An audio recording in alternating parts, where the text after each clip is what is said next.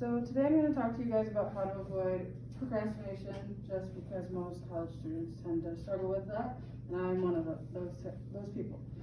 So from homework to time management, procrastination is something that most students struggle with. Have you ever been overloaded with homework that felt like it was never ending? Most college students have been in this position before. Procrastination is the action of delaying or postponing something such as homework or projects for school to the last possible minute. I'm going to make sure when you leave that you understand what ways you can do to stop procrastinating or something to help with it.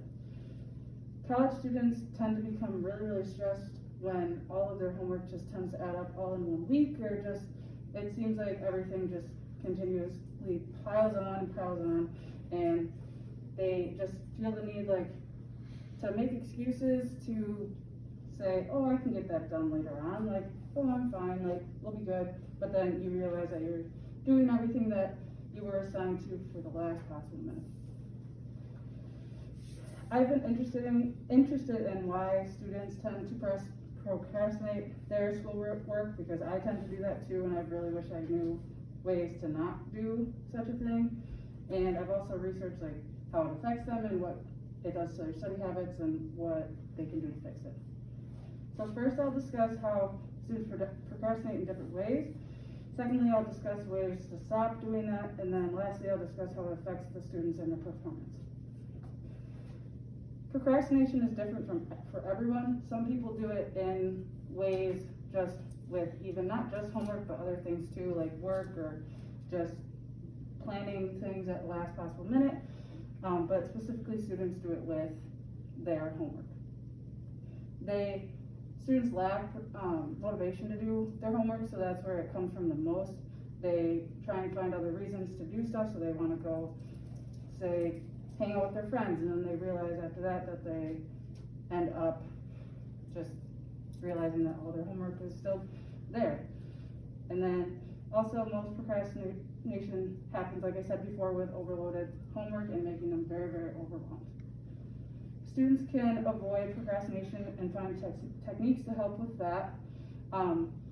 Such things are like setting a personal deadline for the date you want it done by, making a whole list of all the homework that you have to do and the date when it's due, and that way you can just be able to check it off and keep going.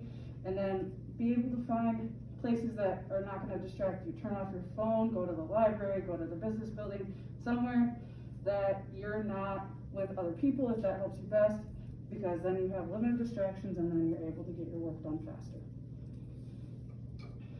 And you can develop a mindset of motivation. I know it might seem impossible to do so, but you're able to realize hey, if I do this, then I'll be able to do this later on, go hang out with friends or go somewhere and even go home.